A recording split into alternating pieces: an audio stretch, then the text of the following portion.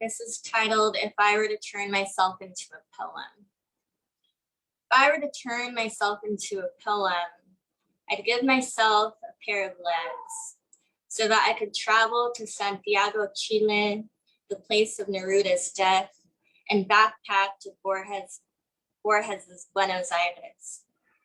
If I were to turn myself into a poem, I'd bring with me in my transformation all of my heartache, the way my mother's gentle body laid atop a pull-out couch next to dad's hospital bed nightly, or the way my father never climbed back into his leather-worked saddles.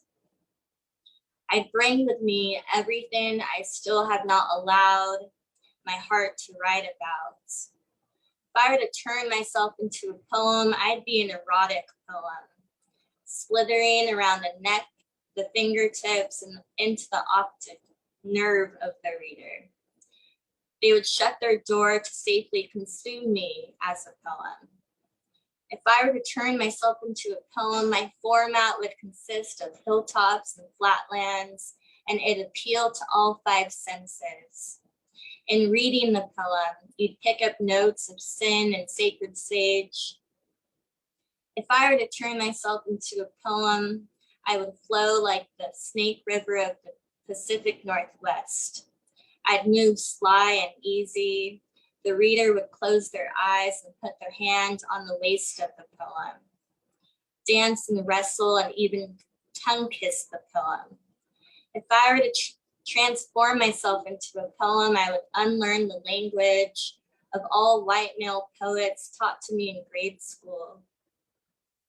Instead, I would be a Mother Earth poem, a sacred soil poem, a floricanto poem. If I were to turn myself into a poem, that poem better be no saint. That poem would be a chain smoker, play dominoes in back alleys. That poem would have a thick accent like Theo Chuli and a gut from pork chicharron dishes. If I were to turn myself into a poem, I'd be a melting pot of all poems. 21st century poems, poems that I've read and reread and involuntarily released of gas, poems that I didn't want to end, that I wanted to live inside of, poems that I've read and shouted to the page, oh, you clever, clever bastard. And the poems of all the poets we have lost.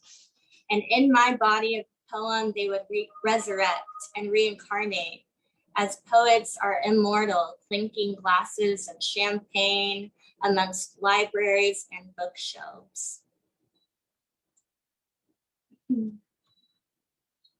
Thank you. I'm just gonna read